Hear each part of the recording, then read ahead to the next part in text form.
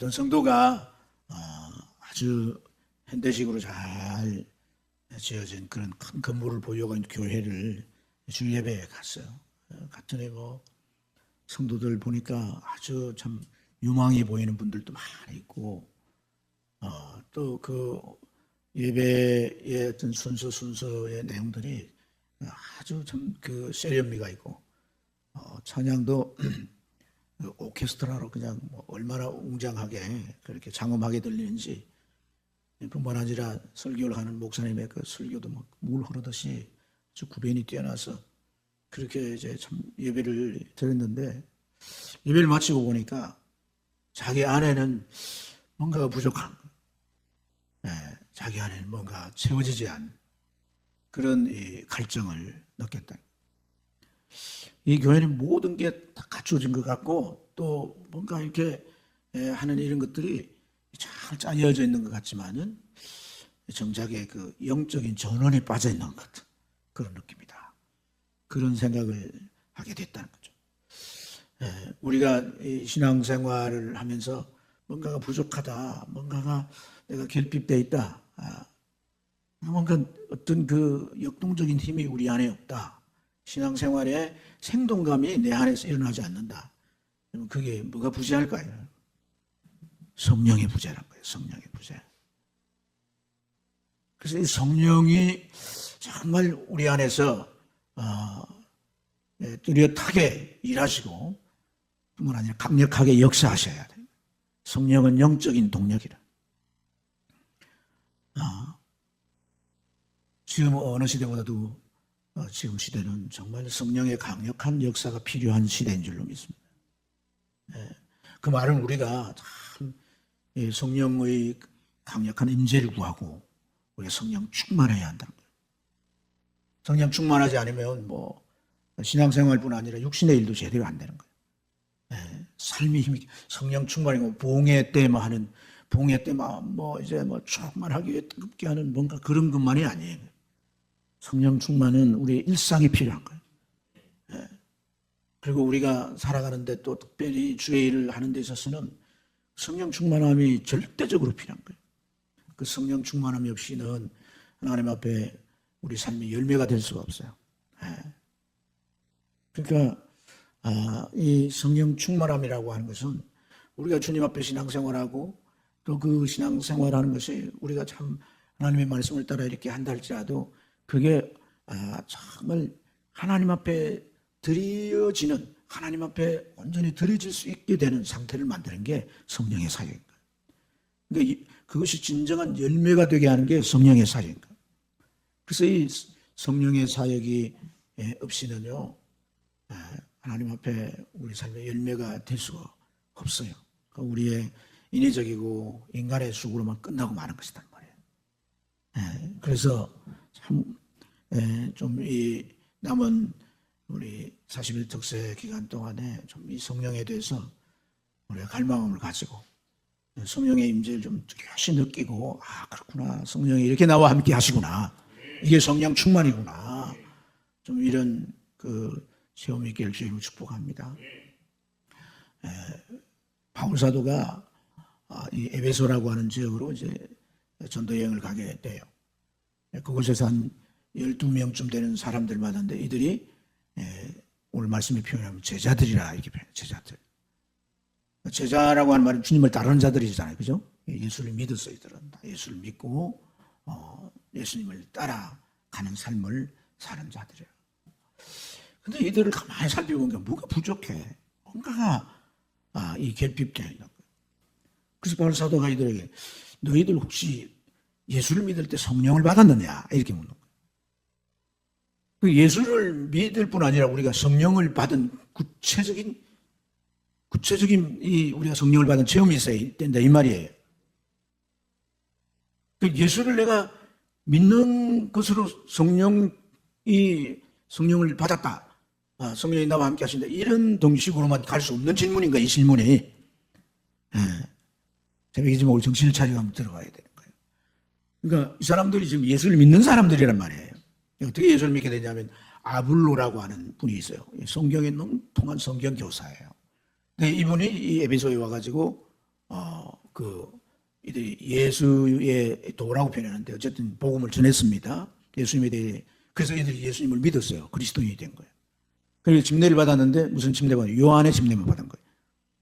요한은 회개하라는 회개 집례만 받고 이제 이들이 예수를 믿고 이 아볼로는 다른 곳으로 이제 가게 되는데 또 하나님께서 아볼로에게 또 특별한 은혜를 이제 주시는데 그건 이제 좀 자제하고 어쨌든 이들이 이 바울을 만나게 이제 되고 이 질문을 받게 되는 거거든요.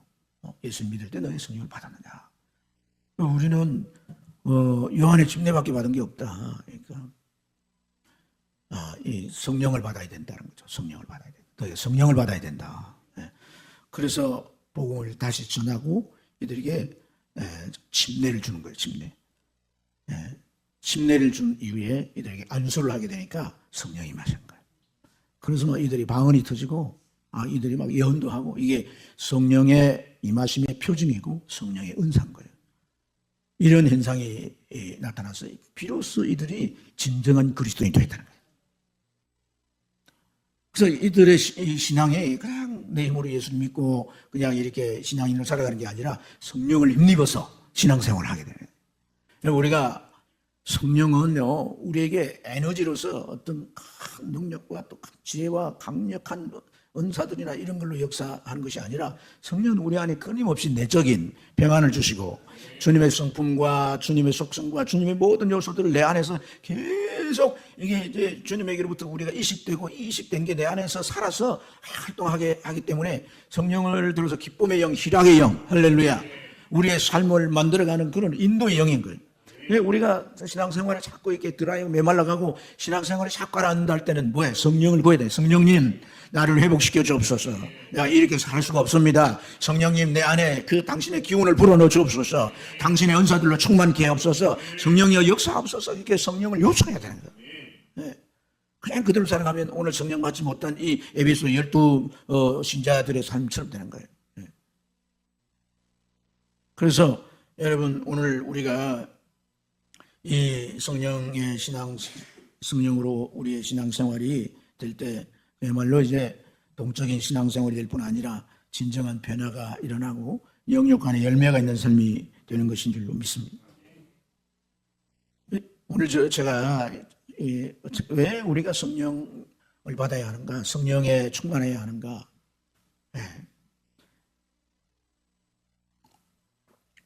그 이유들이 많이 있지만은 한 몇 가지로 정리를 하면, 첫째는 구원의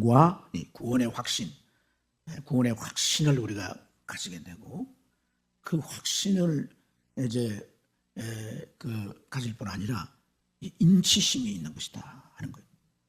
구원을 받았는데 우리 안에 계속해서 너는 하나님의 자녀다, 넌 그리스도인이다, 너는 천국 백성이다 라고 하는 확신을 누가 주냐? 성령이 주시는 것이다. 그래서 복음을 깨닫게 할 뿐 아니라 우리 안에서 계속 이 확신을 주는 일을 누가 하느냐? 성령이 하시는 거예요.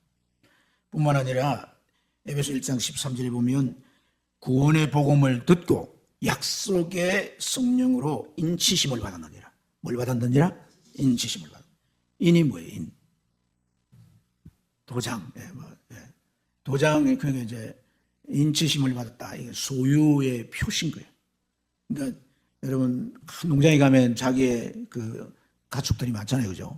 근데 저 불도들 어디 바깥에 들어가면은 섞여 버려가지고 이게 누군가 모르잖아요. 그 자기 소유로 뭐 하냐면 인두에다가 표식을 해가지고 뭐 자기 이니셜 넣든지 또 뭐 어떤 형태를 만들어가지고 쇠를 가지고 만들어가지고 풀에 달구면은 이게 볼각 달고 그러잖아요. 그래서 양이나 소 궁뎅이에다가 탁 찢는 거예요. 찢어지면 이게 인이 돼. 그렇죠? 이게 뭐예요? 이게 내 양인지 내 소인지 모를 때 그 표를 보면 그게 다 있어요. 우리가 이 세상 가운데 탁 섞여져 있어도 하나님의 자녀라 인이 탁 찢어지는 거예요. 할렐루야. 그래서 성령의 인치심을 받아라. 성령의 인치심을 받아라. 여러분, 제가 말씀을 드릴 때 우리 신앙생활이 이게 하나님 앞에 뭔가 영적으로 식별이 되고 또 이 하나님 앞에 올려지는 이런 어떤 특별한 역할이 이 성령의 역할이라는 거예요. 그래서 구원의 확신과 인치심을 받는 게 성령의 역사된 거예요. 할렐루야. 두 번째는 뭐냐면 변화될 뿐 아니라 우리가 성화된다. 변화. 참 우리가 우리 스스로를 생각해도 변화가 어렵잖아요. 그죠? 참 내가 이게 참 변화가 안 되구나. 정말 유물처럼 변화가 안 되구나. 그런 생각을 할 때 잠깐 우리 자신을 이렇게 보면서 아직 내가 이렇게 변화되지 않는 모습이 있구나. 그러겠는데 이 변화를 일으키는 주 사역자가 누구냐? 성령인 거예요. 그래서 성령은 하나님의 말씀을 들을 때 쫙 비춰주는데 그걸처럼 내 모습을 비춰주는 거예요. 아이고 이런 모습으로 살아서는 절대 안 되겠다라고 내가 분발하면서 마음의 결단을 하고 기도하게 되면 성령이 우리를 딱 바꾸어 주시는 거예요. 순간순간 마음을 바꿔주시고. 여러분 우리가 깨달아야 되는 것은요, 이 로마서는 성경 전체를 요약하고 그 성경 전체를 요약한 로마서에서 또 핵심적인 요약인 말씀이, 그리고 거기서 더 핵심적인 구절이 8장 1절이에요. 그러니까 고르고 더 고르는 내용이 무엇이라고? 로마서 8장 1절. 거기 보면 핵심적인 단어가 뭐냐면 생명의 성령의 법이 죄와 사망의 법에서 너희를 뭐했다? 해방했다. 할렐루야. 이 생명의 성령의 법은 어디서 작용하냐? 마음 안에 작용한다. 율법이라고 하는 법은 행위에다가 맞춰져 있는 거야. 너 그거 틀렸네? 너 그 말하는 거 틀렸어. 그 행동하는 거 틀렸어. 이렇게 해요. 근데 성령의 법은 우리 마음 안에서 하나님의 말씀을 통하여 계속 감동을 주고 깨닫게 하고, 할렐루야. 마음 안에 역사하는 거예요. 그러니까 누굴 미워하는, 내가 누굴 미워해서 어떻게 해야 되냐? 그 사람을 말로 욕을 하거나 강의를 하거나 그러잖아요. 이거 이렇게 되어지기 전에 내 마음 안에서 미워하는 것은, 너 미워하는 것도, 네 미워하고 하는 것도 범죄야. 너 미워하는 게 그 살인죄와 똑같은 거야. 벌써 마음 안에서 뭐예요? 제거하는 거야. 바꾸는 거예요. 마음 안에서 바꾸는 거예요. 성령이 충만하면 마음 안에서 이미 작용하는 거예요.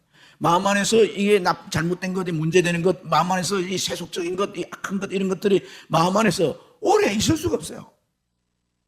내 마음 안에 계속 머물러 있을 수가 없는 거예요. 누구 때문에? 성령 때문에! 성령 때문에 오래 있을 수가 없는 거예요. 성령이 내 안에서 그런 것들을 막 걸러내가지고 막 빨리빨리 내가 내 의지적으로 고백하면서 버리도록 성령이 역사한 거예요. 어디에서? 마음 안에서, 내 마음 안에서. 할렐루야. 오늘 이 깊은 말씀이에요. 잘 깨달아요. 마음 안에서. 그래서 자꾸 마음 안에서 이걸 바꾸시니까 뭐예요? 변화가 일어나는 거예요. 그래서 현대 심리학에서 큰 발견하는 게 뭐냐면 사람을 변할 수 있다. 어떻게 변하냐? 마음이 바뀌면 변한다. 그래서 여러분 에스겔이나 예레미야나 그 마지막 때 하나님의 새 영을 너희 안에 부어주겠다. 새 영을 너희 안에 부어주겠다.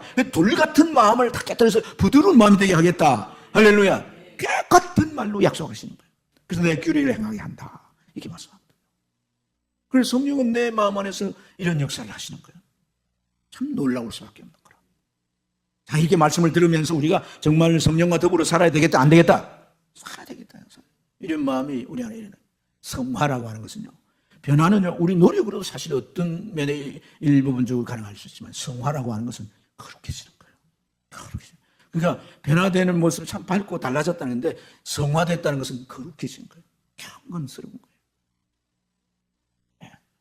우리가 이 성화라고 하는 것은 하나님이 우리를 가까이 할 수 있는 상태.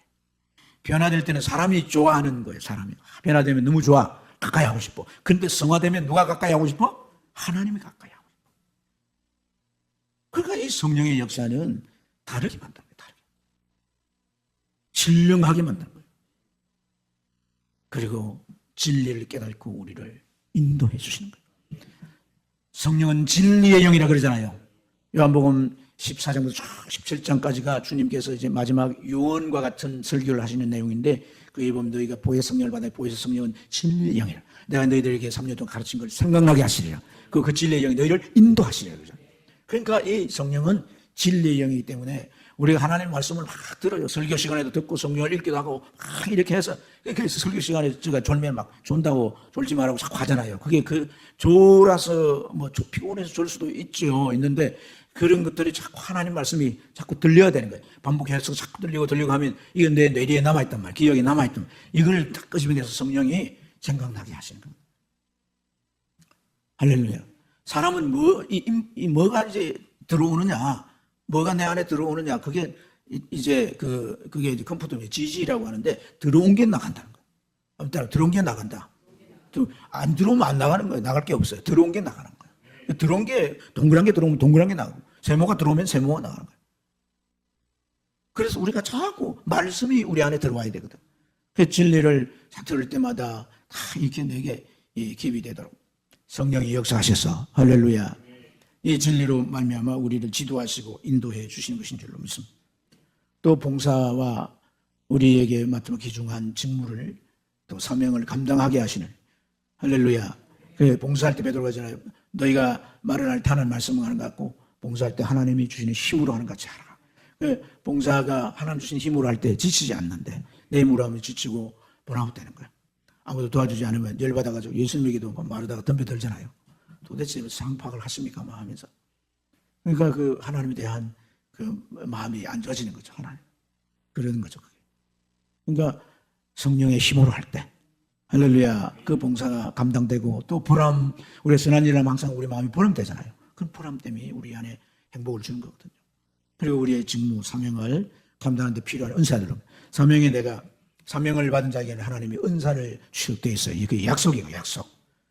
우리가 무슨 프로젝트로 일하면은 자원을 해줘야 되는 회사가 그러잖아요.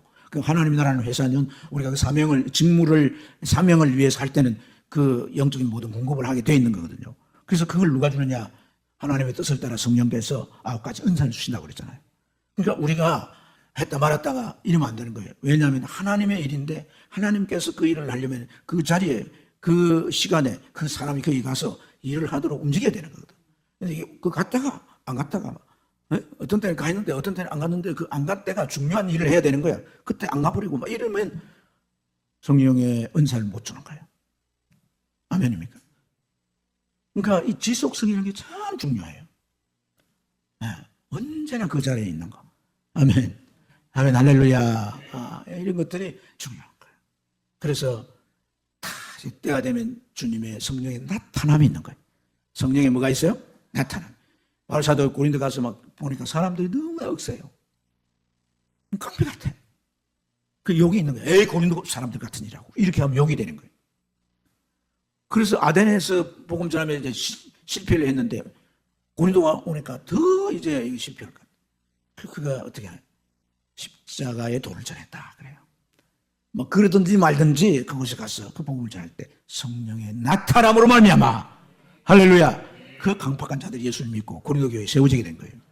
그래서 고린도 교회 성령의 가장 많은 은사가 나타나는 교회 중에 하나가 고린도 교회란 말이에요. 그래서 이 봉사와 직무를 할 성령이 나타나서 역사를 하신다 하는 것이고, 그 다음에 우리의 기도 생활에 있어서 영적인 소통을 주도하는 것이 성령의 역사인 거예요. 여러분, 성령은 하나님의 최종 임마누엘이에요.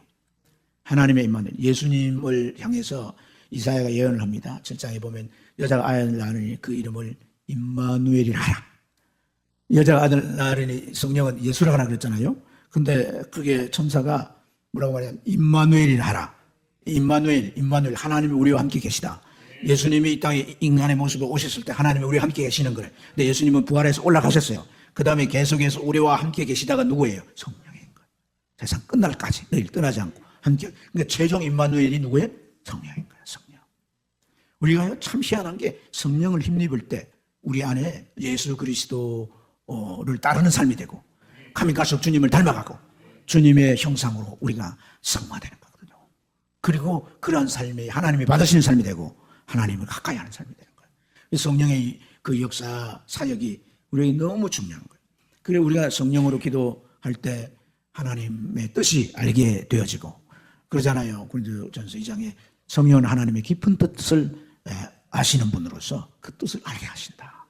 할렐루야. 그렇기 때문에 우리가 성령의 능력을, 성령으로 충만해서 기도하면 성령께서 오늘 내게 필요한 하나님의 뜻을 다 알려주시고 하나님께서 원하시는 길을 가도록 지도해 주시고, 이런 역사가 있고, 우리가 방언을 받아가지고 기도를 하게 되면요, 저는 그런 체험을 하는 거예요. 그냥 이렇게 기도하면 어떤 때는 좀 이렇게 막 답답할 때가, 그런데 방언으로 이렇게 기도하면 속이 환해지고 시원해지고, 속이 이제 내 안에 이렇게 영적인 힘을 얻고 기도가 계속 힘있게 되어지는 체험을 많이 해요. 그래서 성령으로 여러분들이 기도하시는다라고 하는 것이 여러 가지 있지만 방언 기도를 계속 하는 게 참 중요한 거예요. 아직 내가 방언의 체험이 없다 이러면 여러분들이 기도하셔야 돼요. 그래서 방언을 계속, 방언이 우리로 영적인 어떤 정화가 회개해야 되겠죠. 회개하고 이래야 되겠지만은 또 다른 의미에서 영적 정화를 하는 것이 이게 방언의 사역이고, 방언 기도를 깊이 하게 되고 장시간의 기도를 하게 되면 굉장히 우리가 강력해지게 돼요. 할렐루야. 그래서 여러분들이 이제 좀 이런 40일 동안 우리가 계속 기도하고 왔기 때문에 이제는 이 회개와 더불어서 성령 충만을 위해 기도하고, 금요일 밤에는 우리가 찬양하고 나누면서 마지막에는 불같이 뜨거운 기도로 하나님 앞에 기도하는 그런 시간을 갖기를 소망합니다. 저희 3차가 기도합니다. 주여!